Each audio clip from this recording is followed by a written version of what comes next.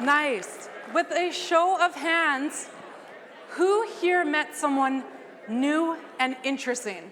Nice. Nice. All right. I hope this new connection, you are able to exchange LinkedIns, grab coffee, and heck, I hope you build a startup together. And you can name it after Collisions YYC. I think Ariel's awesome was a better name. You had it earlier. Yeah, I did say Ariel's awesome earlier, but thanks, Tyler. Thank you. Do you guys, can I interject for a little bit? Does everyone want a quick Ariel story? Yeah, I thought they do. So I had the privilege and opportunity to work with Ariel, and we were her first job. She was fresh out of school. She came to us bright-eyed and bushy-tailed, as they say. And at least once every 3 weeks or so, she'd come to my office and she'd be like, so Tyler, me, CEO role, what do you think? Like, am I ready? Am I ready? And it was funny the first time, but it got funnier by like the 30th time, because it went on for a couple of years. So Ariel, I miss those conversations in my door where you're like, so Tyler, me, CEO, let's do it. So thank you for all those incredible laughs we had over the years, and I think you're ready. Thanks, Tyler. And thank you for the opportunity. I'm loving being upstage here with all of you. Actually, back to you, Tyler. As you can see, we have panel 2 here with fresh insights and fresh faces. Amazing. Thank you, everybody. Huge round of applause for our panel. The amazing, the talented Nanette Ho Covernton, who's recently retired after 30 years of Spartan Control. So I also think, though, retirement is just a code word for so I can do other things. Yes, I've been rewired. You are the current executive director at the newly founded Energy Transition Center. Yes, that is new news. I haven't even announced it on LinkedIn yet. She told me it was okay. I swear. It's okay. I'm in day 3. Day 3, we have internet, we're happy, we have coffee. Someone hopefully set up the banking system. The phone maybe works, maybe not. Well, we just got banking today, so we can pay invoices now. Progress. Well, congratulations on the new role, and they're lucky to have you there. Much. Brad Zumwalt, I would say, asked him earlier if I could call him the OG in the Calgary venture scene. Part of why I wanted to have you on stage, Brad, was I know you've been around for a while. I know you've seen a lot going on in our ecosystem, and it's nice to talk about, here's what's happening now. But this journey's been going for a while. So, Zinc Ventures, thanks for being on stage with us tonight. Happy to be here. And yeah, I've been doing this kind of work since the 80s. And so we've seen a lot and done a lot. A lot has changed. And a lot has changed in the last few years, as you pointed out, too. And so we can talk about that more. I look forward to it. And Darcy Tuer, multiple founder, multiple co-founder, CEO, co-CEO at ZayZoon, a company that I heard just recently got its first Canadian customers. Yeah. So how's that going? It's always a journey. It is, absolutely. Darcy and I met. Nanette's been on the show. Brad, you haven't been on the show, but I'll stalk you after this. That's my MO. Darcy, you've been on the show a couple times, sharing some things with us. So I'm really honored to have a panel discussion with the three of you to really get into talking about the venture story and what that means in our city from a from startups perspective to energy transition to, to Brad's point, someone who's been in this game for a long time. So Brad, I'm going to start with you. If you look back and you said, I've been in this game since the 80s, 90s, 2000s to today, if we even take the last 10 or 15 years, what are some of those major shifts that you've seen as this ecosystem has started to flourish, or maybe it's just started to get a little bit more out in the limelight? I just think a lot of what we've seen is represented in what's going on here tonight. And the energy in this room and the kind of vibe in this room is just so important and such a necessary ingredient to have sectors come along like this. And so, first of all, I'm a growth guy. Like we need to grow our economy here. And I'm not diversity for diversity's sake. We need to grow all sectors. We need to grow GDP. We need to give great career opportunities. And that comes in a bunch of different ways. In the little tech side of things, I mean, there literally were a kind of number of companies you could count on a couple hands in the beginning. And then there was this beautiful evolution of belief and faith and to point some fingers at, friends of mine, mentors of mine.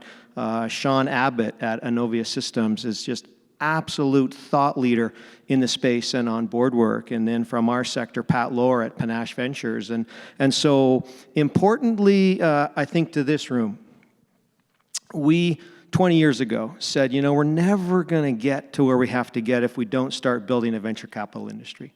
And so there was a bunch of whiteboard work that went on with a lot of people. And we said, every other jurisdiction is doing this with some Crown money. And so we said, here, Alberta government, here's the model. Some sharp people came up with the model, this fund-to-fund model to build Alberta Enterprise Corp. And that started in 2008, 17, 18 years ago now, with $100 million in a fund-to-fund model. And the idea is we can't really have our citizens reach their potential with the kind of brilliantly good companies like these guys are building at ZayZoon, like honestly world-class good company, working in great space, doing a super job, if you don't have that supporting venture industry. And so that got started many years ago, and it got started just because we're going to need this to get it done. And I know in this room, there are people thinking like, our province, our city should also have something that does this. But it takes a decade to kind of put some of these projects together. It's not like, oh, well, we thought about it, we had a bunch of coffees, and it kind of fizzled out. It takes decades to get this stuff to put together. The AEC story now is $415 million of money that represents a lot of other funds. And now we're starting to see operators that Darcy knows, that are now moving into the fund business on the GP side to start funds of their own, and they'll have their own history. And so now the last thing that we need to get this going is now we have to have more LPs. And so one of the things that we would love to have happen is if people of wealth holders in this city that luckily have a portfolio of a few $1 million. If they could consider, let's say you run a portfolio of $5 million, if you could consider allocating 1% to this asset class, but in a professional fund. One of the mistakes that happened in the 90s was that we had what we call the bad angel movie, where someone's generous uncle would put a valuation on a young company that was much, much too high, thinking they were supporting the company. But the way the math works is then there's no money to be made for later investors. And so I'm saying one thing that could happen, 1% by wealth holders in the province into a professionally managed venture fund would start to really make the difference. And there's other things too, but that's been the big change. We now have a homegrown. We started by importing funds and getting them resident here, and now we have homegrown funds developing here in Calgary. And when I was talking earlier, I mean, the similarities to 40 years ago when there would be a group that wanted to do a junior oil and gas company. I mean, what they would do is say, we have an idea, we want to do 5 or 6 plays a year, we just need the capital to go along with it, and then trust us, we'll do the very best we can. That's exactly what a new venture fund is. We have some experience, we want to do 5 or 6 plays a year. Those new homegrown funds need to be supported, and so hopefully a room like this can show that support to them. I appreciate the detail and the depth of that, and I also appreciate your comment around this takes time. We all want to snap our fingers and we want it to happen overnight. So when you think about it from a tech space, and you made the comparison to 40 years ago with the energy sector, are we kind of on pace? Because it's easy to feel like we're behind. And sometimes we tout our horn like we think we're ahead. But what I'm hearing you say, if I was going to read between the lines, this is kind of the pace that we're on, and we're at where we're at. We're not. It's not even. We're not exactly at the same percentile across all the sectors. We have some standout companies like ZayZoon that hold up kind of a whole class. Where I get nervous as an investor is that we don't have enough 0 to 5 person startups. We don't do a good enough job, even though we say that we do. We have way more potential in our homegrown people, our homegrown companies, for people to kind of take the leap and turn something into a company than we're realizing. I want a bunch more 0 to 5 starts in the city. The math is getting tricky in this AI age. We used to say 1 in 100 companies will make it to 100 employees. And so if we want to have 100 employees, if the kind of jobs that Darcy can offer his people are mind-blowingly good, they change families, they change economic trajectories in communities and these kind of things. If you get 100 of those, that's a huge impact, but it's very hard to do that. You have to start a lot. And so I'd love for Calgary to be a place that more people were willing, off the corner of their desk or some way, to take the plunge and see if they actually have an idea that can work. Is that a funding gap, or is that just the belief and seeing enough examples? Well, it's a chicken and egg thing, but it's first a belief thing. It costs less and less and less and less to product The test. comment about the AI, the one-person billion-dollar company, or the problem is now as an investor, we demand higher performance, right? So we used to say, Darcy, like if we see a company that's got $200,000 revenue per employee, like we think that's a company that can make money. We now start to see companies that we start to expect, $1 million an employee. They're at the Google, We're thinking, the Google tier. Thinking companies should have 2 million. So that's great for the company performance and shareholders. It's not great for the kind of jobs, that Darcy can provide companies, because fewer jobs get created. So that's also why we want more starts. So lots more little companies. You got to support all the way along. There's no one thing you work on to support a whole system. Nanette, over to you. I met you when you were supporting, coaching, and being a mentor and doing the amazing things that you do at the Avatar, through the Avatar program. And that was an interesting take on exactly what kind of Brad was talking about. It was taking people out of their environments and giving them the support, giving them the network, giving them an inspiration, and almost forcing them down the path. So talk to me a little bit about kind of what you saw happening in that space and the wins and the challenges, and maybe even a broader, but I know that was such an interesting incubator and still is in our city for trying to do, I think, a little bit what Brad was talking about.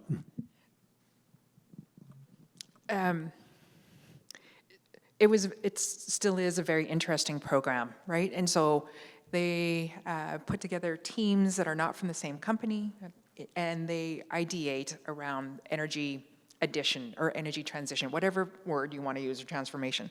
I actually got to work with Fiona. So, That's how I met Nanette. A small brag moment for your wife. She won. Yeah, you're welcome. It was around the methane space. And so it was a cool idea around grabbing methane out of tanks and trying to figure out different ways of moving that along to help with the energy transition. Now, those groups get to pitch, and they pitch to the different sponsors. And if the sponsor likes the idea, it's sponsored again, and they go through a studio, which I think is just a really cool accelerated MBA, where you get to see whether or not you can find a commercial pathway for your idea. And then from there, you pitch again. And then you pitch to venture capitalists and private equity groups. And that pitch, there may be 2 or 3 companies that survive and get to go to the commercial stage, right? You start with 50 and you're down to 2 or 3. And so it's really cool process. You learn a lot. You learn a lot about yourself, and you learn a lot about whether or not you can actually make it. And so to me, that is a cool incubation space that I'm happy to say and share that it's part of the ETC Foundation and part of our network. So there's 2 other groups, key stakeholders in there. There's also the ICCS Knowledge Center, so that's a Carbon Capture Knowledge Center, as well as the Clean Resource Innovation Network. So another group that's trying to help all these startups move ahead, right? So they're later stage, they're TRL 6 to 9. Interesting. Do we have enough of those in our city? Like when you talk, no. No, there isn't enough, right? We need more. We've got other folks in the industry here. So we've got Terry from Platform that's also trying to help the group. I'm also on the board of PTAC, which is the Petroleum Technology Alliance of Canada. And so they've completed in the last 30 years, 1,000 projects. They've got 100 on the go right now. I can't share the number, like the GHG reduction that they've been able to accomplish because of C59, but it's significant, right? There's also the NGIF, which is the Natural Gas Innovation Fund, and so they've helped create this emission testing center. So we've now got places for startups to test their pilots, as well as COSIA with their Water Technology Development Center. So we're building out the ecosystem, but we're not talking about it enough in a cohesive manner, right? And so everything's very siloed. Recently I've been to Houston for Sarah Week. And to me, that was an eye-opener. So I went for a second year, it was my second year, and I paid for my own way because I thought it was really important for us to share Canada's story. And the number of Canadian and Calgarian technologies being featured at CERAWeek was a phenomenal number. So you have what they call houses. So you've got Chevron that's got a house, Imperial Oil has a house, and they feature technologies that they're actually helping develop and move ahead. And so I would say there were over a dozen Canadian companies being featured down there. So pretty amazing. Those stories that don't always make its way back north of the border, right? Brad, when you hear that a little bit, you made the comment about getting some of that money off the sidelines and a city or a province that's very comfortable investing in maybe what is risky, which is oil and gas exploration, but it's familiar. We've been doing it for a while. When you hear something like what's happening there, does that help that money get off the sidelines a little bit easier? Not saying that there isn't other options, but I'm always curious about how to take money that was maybe made in a certain sector and get it moving again. I think it does. I think, remember, we have to do both. We don't want money to come into a system that is as hard and as challenging and what, all the founders know. I mean, the founder's journey is moments of elation surrounded by weeks of desperation. Yeah. Our city needs Darcy is nodding his head really aggressively. Oh, I've been there too, Darcy. Our city needs to give more tailwind, and so those help. But it's not, it's not solved with either way. More startups will die of indigestion than starvation. So if we just pour money at startups in a system that they can't get, first customer info, that they can't get proper supply chain, if they can't figure out how to do this, and we make it too hard for them, even if they have money, the money's not well spent. So you have to do both. And so thinking all of those systems through is what a good accelerator, a good innovation center like Platform does for people, is how do we save these founders at the early stage time, so they can get their answers quicker. You got to do both. But yes, it should get money off the sidelines, and when the money comes in, it should have a better odds. I love it. Darcy, over to you. You've been on this journey. You've been on this journey for a few years. You and I have had a couple conversations, and I have like 10 questions I want to ask you, but I want to go back to kind of those early days of, okay, we've got an idea, we're going to get some funding. And putting your hat on and being on this journey that we've talked about, what were some of the walls you had to climb over in Calgary? Have those walls changed? Because you've been in this game for a few years now. How does that look different now, maybe from the early days to today? And then, of course, we'll get into what more walls we can take down as time goes on. Everyone just said, call Brad. Yeah. Clearly you did. And I did. Wow. Things have materially transformed over the. I've been a tech entrepreneur now for I'm embarrassed to say 20 years. But in that timeline, it was like begging and pleading. It almost felt like charity. Right, trying to get $1 to fund your idea. Venture philanthropy, isn't that's a term I've heard thrown around recently? Well, more or less. And then, I watched over the course of really 2 decades. I watched it continue to mature, and there was a ton of runway, ton of maturity left to be done. But when we started ZayZoon, I think that's probably the most relevant story. We had what we thought was a great idea. There was little to no institutional appetite, maybe because our pitch was terrible.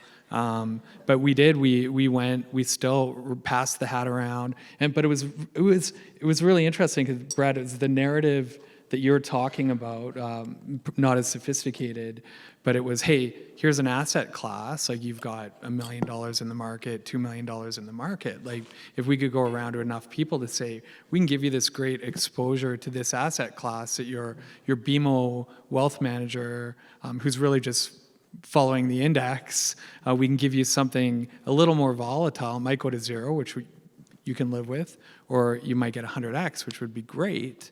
But it's a story you can tell around the dinner table and when you're out with friends, and it became this emotional draw. And so at ZayZoon, we raised $24 million between, what year was that? That was, let me think about this. That was between 2016 and 2020.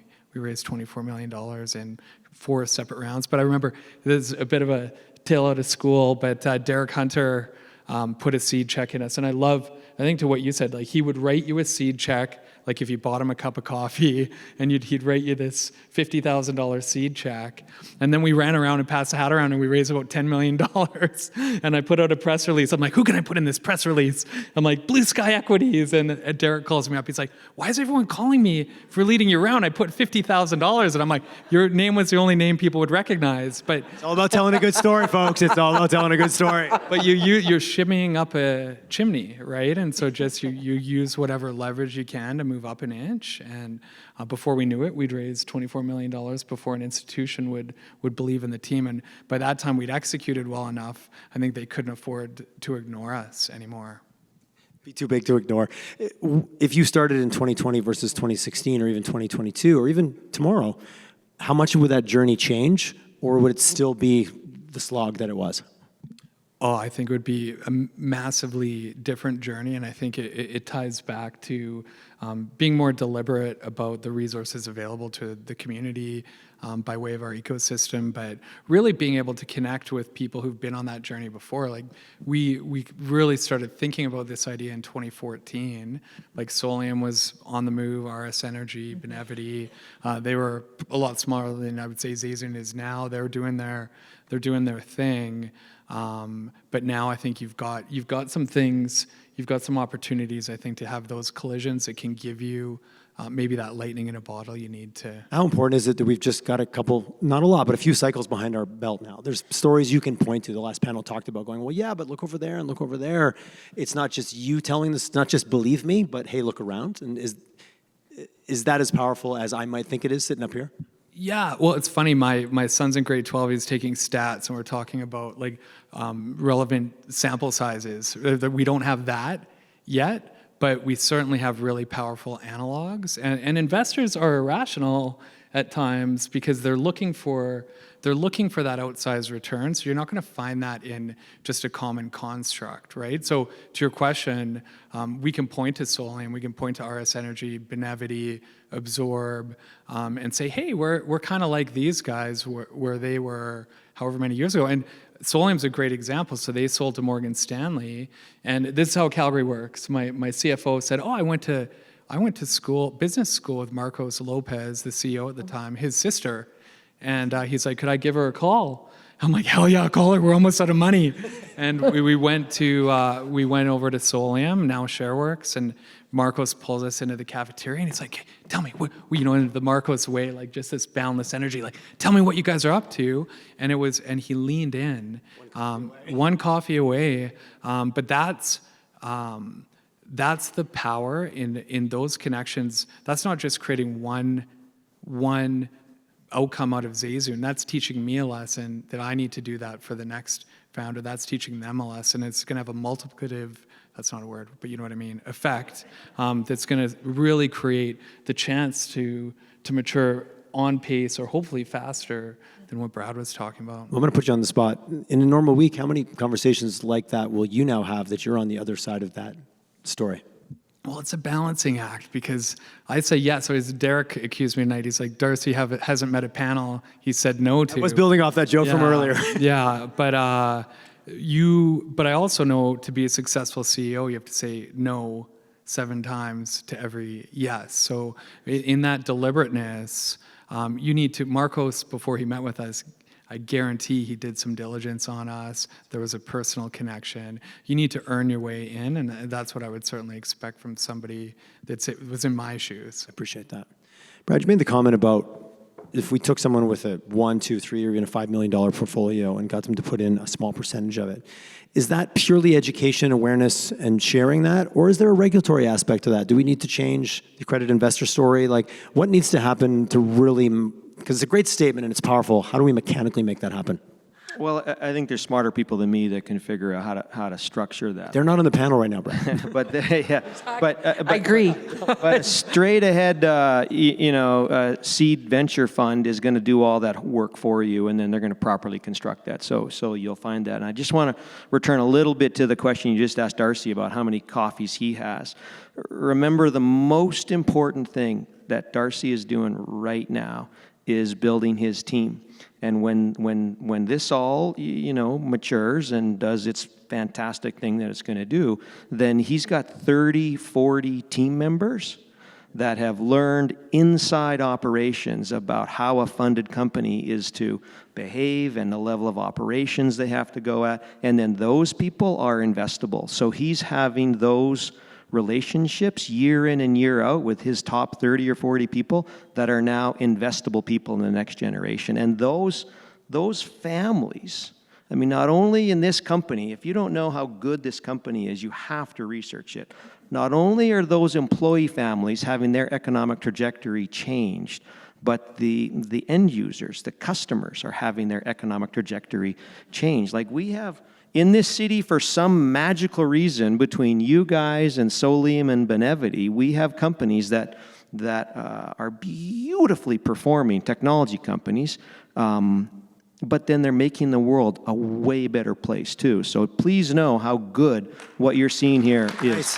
Thanks, Brad. Darcy slipped us all a 20 before the panel, just to, really lay it out.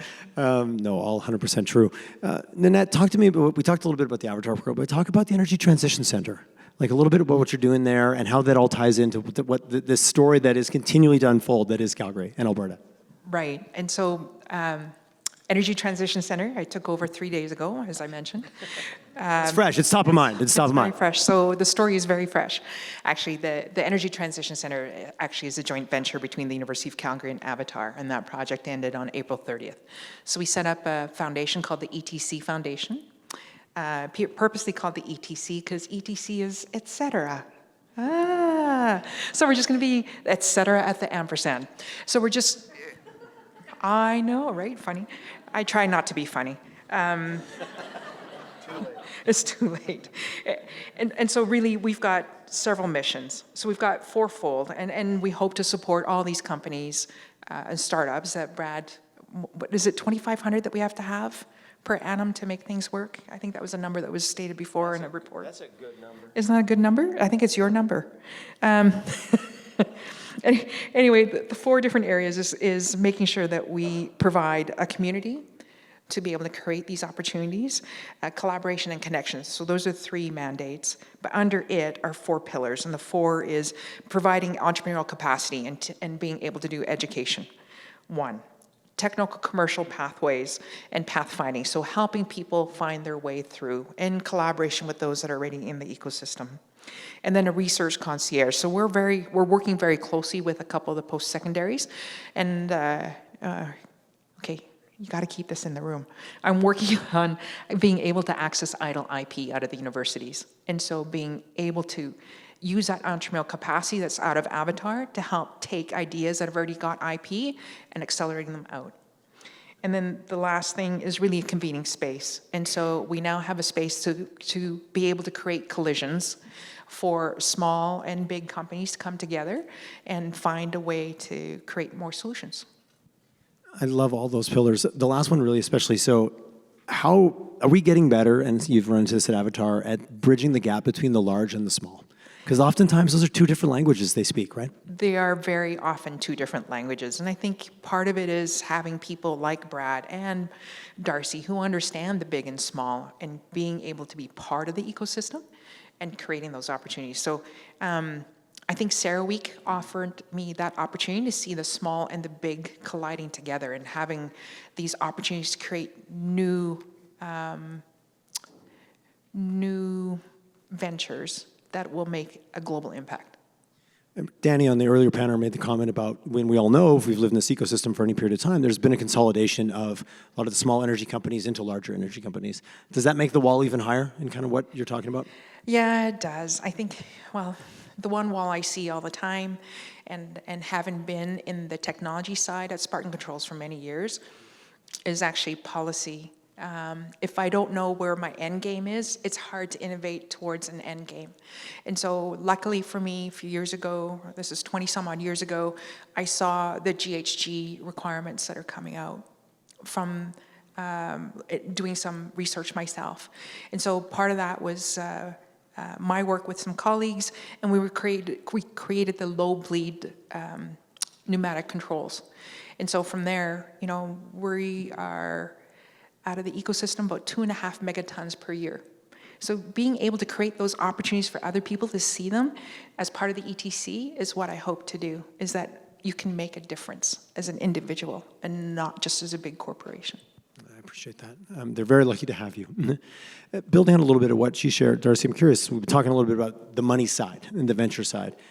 What other ingredients do we need in this city that you see that we're either lacking or we have in abundance that we need to showcase a little bit more that make our startup ecosystem successful? What are those, what's the feedstock that goes into, aside from funds, that are really either missing, or feel free, let's celebrate the ones that you see. I'm not checking email, I'm reading my notes. I'm like, Brad gets notes, I get notes. It's super interesting just listening to some of the earlier comments. There's everything in my world, I think, because I've been a founder for so long, everything is a funnel, right? And so Brad's talking about top of funnel, have the courage, go do something, try to take a chance, get something from 0 to 5 million in revenue. And I think that's right. And our education systems are going to have to help, I think, build frameworks where people will feel like that's not a massive departure from their program, and so I think there's a challenge there. But like for me, it's scaling. It's the 30 people, Brad, we're talking about once ZayZoon exits, fingers crossed, that have this skill set, right? Like we've grown, brag moment, we've grown 150% annually for 5 years, 6 years. If you actually do the math, our head count thankfully hasn't grown at that level, but we went from 30 to 200. Up to that revenue per FTE number. Yeah, so there's think about a mechanic on a car that's got to do an oil change, right? But suddenly that spec changes like every 2 months. And you need people that have maybe not the skill set, but the wherewithal to figure out what skill set they need so they can go acquire it, probably leveraging AI to do that. But it's very unique. And so if you think of the funnel in Calgary, we've only had 4, 5, 6 companies that have hit $1 billion tech valuation. There's a very limited population, if you think of the top of those companies, that have done that journey, that have had the resourcefulness, the relentlessness, the curiosity to solve for those things. So we solve for capital, we solve for courage to build the thing. Where the hell do we get the skill set from? And so I think that's... Yeah, and so that's the piece I want to tackle as part of the ETC too. So I over-volunteer. So I serve on the advisory for the McPhail School of Energy as well as the Schulich School of Engineering. And so we've got lots of talent, but they don't want to stay in Calgary. And they don't want to work on the problems that we have in the city. So where do we need to affect change? It's not when they're already in school or post-secondaries, it's before. And so how do we do that at that stage, right? Grade 5 is where most girls turn off science. So that's also one of the critical points. And then university or junior high school and high school, there's a couple more things where they actually do projects in this space. So how do we make that change all along the way? Because it's not a one touch. And if anybody that's taught me that, and that's Steve Messler that's back there, that you can't do things on a one touch. It is something that you need to do as a program. Yeah, it's cultural. And I think I see my good lawyer crew over there. They've created this culture, and Ian, the people in our community that are and Tate, my co-founder, that are creating these cultures. So this interconnected culture of founders, of funders, of institutions, policymakers. It can't be transactional, and it's got to start early, and it has to persist. It has to be curated. We're not ready. We're not at a level yet where, I hear Chelsea talk, and I feel we're getting there, but where it's deliberate curation for each stage of the funnel and blurring. You want to blur the segments of the funnel so you're kind of seeing what's ahead of you. So I think that's an interconnected found the skill set for the scale ups, and then it goes back to how many coffees, but it's giving before you get, right? And I think that's a really important cultural attribute. You see it in SF, for anyone here who's gone and done 48 hours in the Valley, you go out and you meet SF based entrepreneurs, and they'll invite you to Christmas dinner, even if they're a competitor, right? But it's it's strange, but it's part of the secret sauce for them. Do we still have a little bit of that, keep it secret, keep it safe? Or, compared to inviting people over for Christmas dinner? Well, I complain about some of the support organizations being salaried and siloed.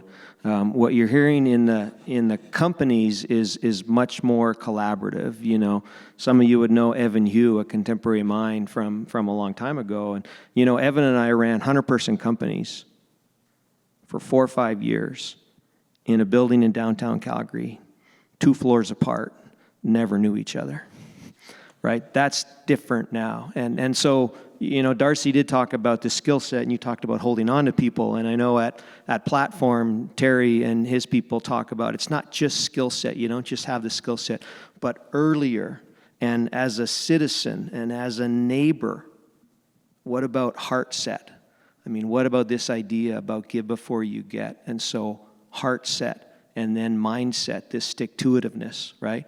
And then you get a fresh set of skills to work on. But heart set, mindset, skill set. You have to answer the question for all of you capable people here about, you know, we're at a city competing with every other city, trying to make great jobs for our citizens so we can have good communities and good education and all this kind of stuff. And you have to answer the question with your time and your treasure when your kids ask you, hey, Mom, what did you do with your time and treasure to help our city become one of the greatest cities in the world? And you have to have an answer to that beyond just hope that it was a good thing.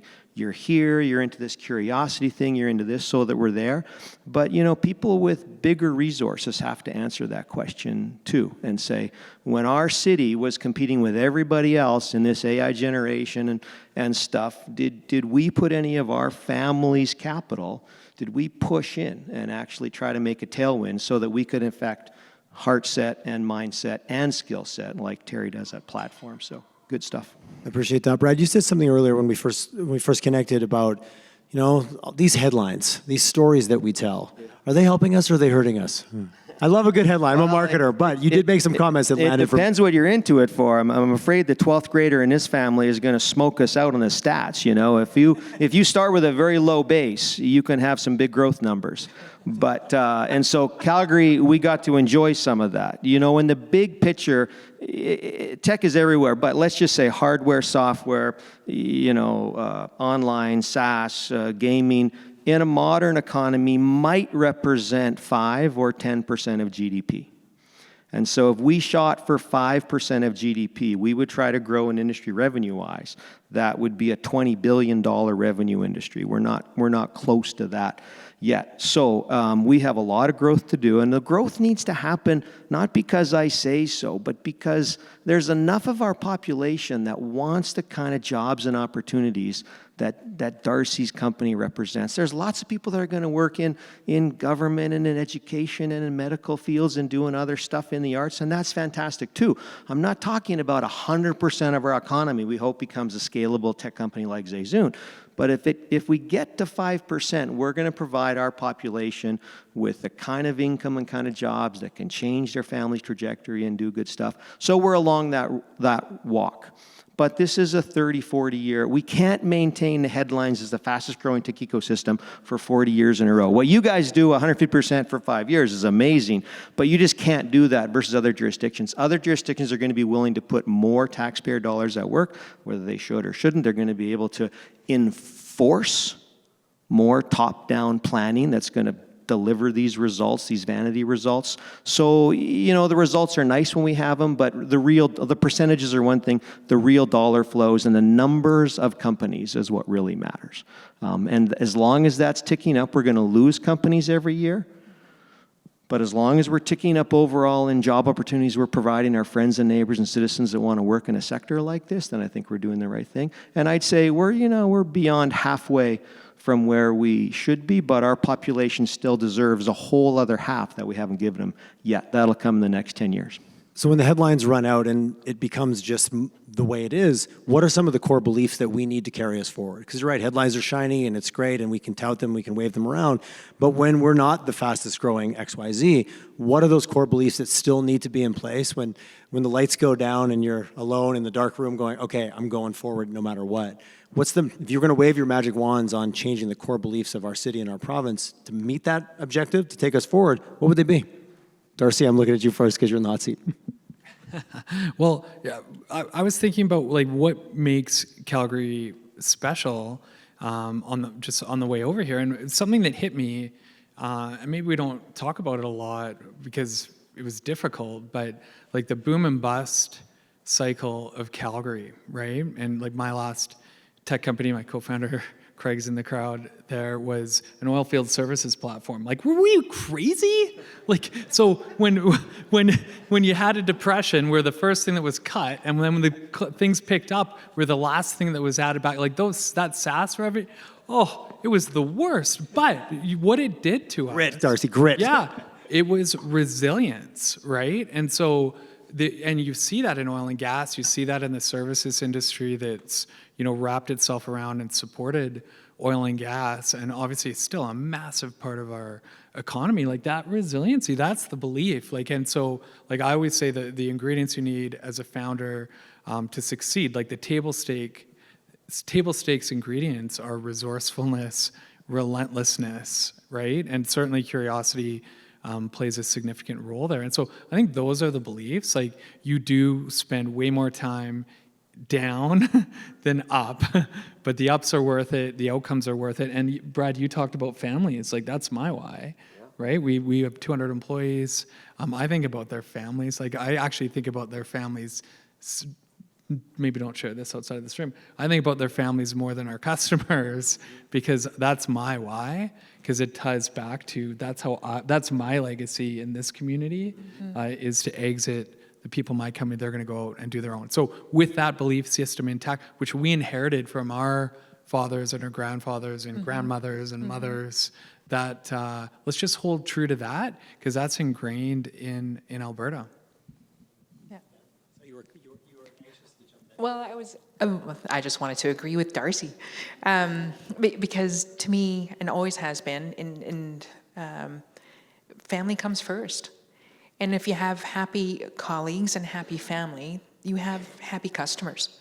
So, to me, that's the most important piece.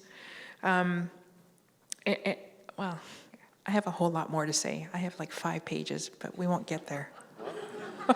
That's why we have drinks after the event, so we can have a further conversation and go deep down the rabbit hole.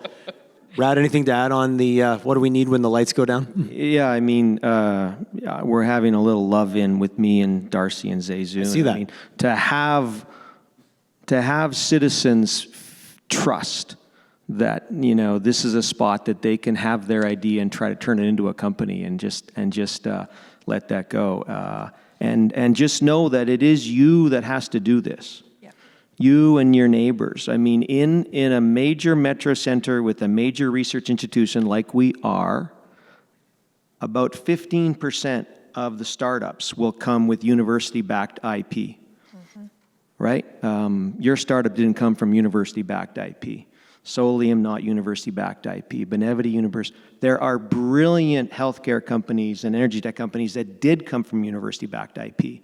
And so 85% of the starts that we want to see happen year after year after year are going to come from folks like you that trust you live in a city, that you're going to reach out and find help, that people are going to make this an interesting process for you. And my magic wand would be we would have those thousands of starts every year just as a way of operating, rolling through the Platform Innovation Center or sorry, not ETC anymore. Well, the new name. But all these places, more and more starts is what we need. And if we could clone the courage and the compass on people like this in our city and look to him as a role model, then we would all be very well off. So that's my magic wand. I got a dozen more things too, but that's enough. Thank you. Nanette? Yeah, let's get a round of applause for that. That was awesome. We're gonna drag this to a close here in a minute, but Nanette, what would you like to add? For my magic wand moment? Yes. I think my magic wand moment, oh God, there's so many,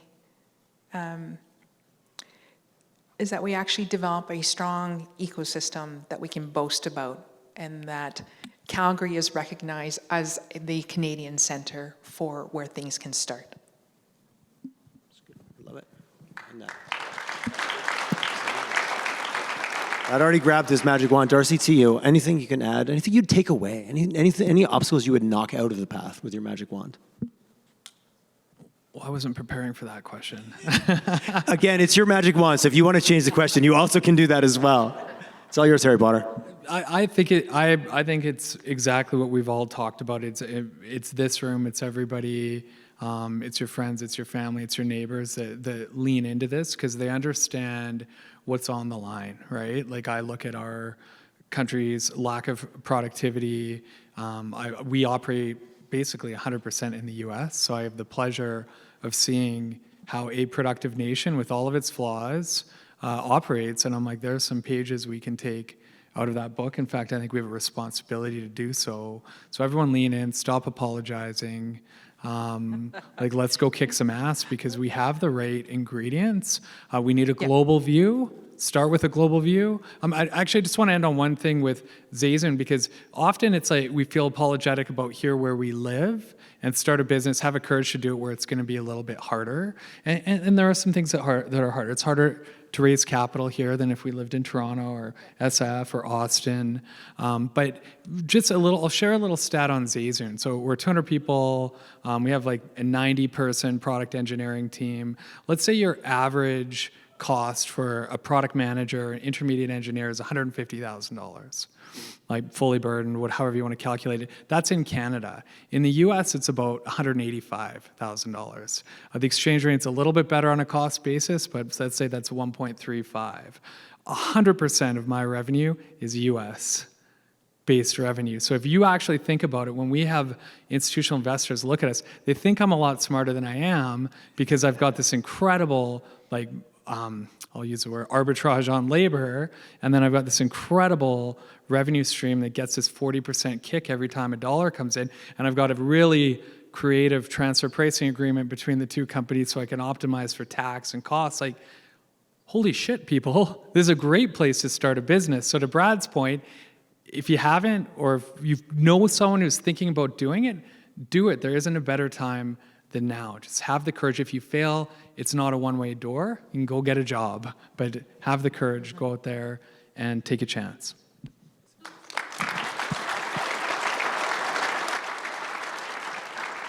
Thank you so much for my panel. I see my MC has joined us on stage. We could go all night with this conversation. Thank you, all three of you, for your insights, your passion, and your commitment to our city. I really appreciate it.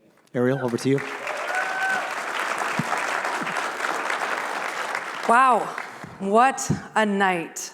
Calgary clearly has momentum, and we are building. We're not just talking innovation, we are making impact. One story, one organization, and one not so awkward networking moment at a time. The night is not over. As I mentioned, we welcome you to join us in the lobby for a drink and conversation. If you're still feeling chatty, if you're feeling curious, we would love to talk to you. If you have to go home to family, we totally understand. Go hug your loved ones and let them know you were in a room of brilliant people doing brilliant things. I know Tyler did say thank you to some individuals, but I just want to reiterate my thank yous. Thank you to the TELUS Convention Center team for your incredible venue and your incredible work. Thank you to the events team and the magic that they did behind the scenes. Thank you to 2C Media and Alex, our photographer, for making me look beautiful. And thank you to the mayor for joining, and thank you to you individuals for helping shape our city. So to Calgary, the city that doesn't just hustle, it builds, and it builds with heart. Go out there, stay bold, stay curious, and go create collisions. Cheers and good night.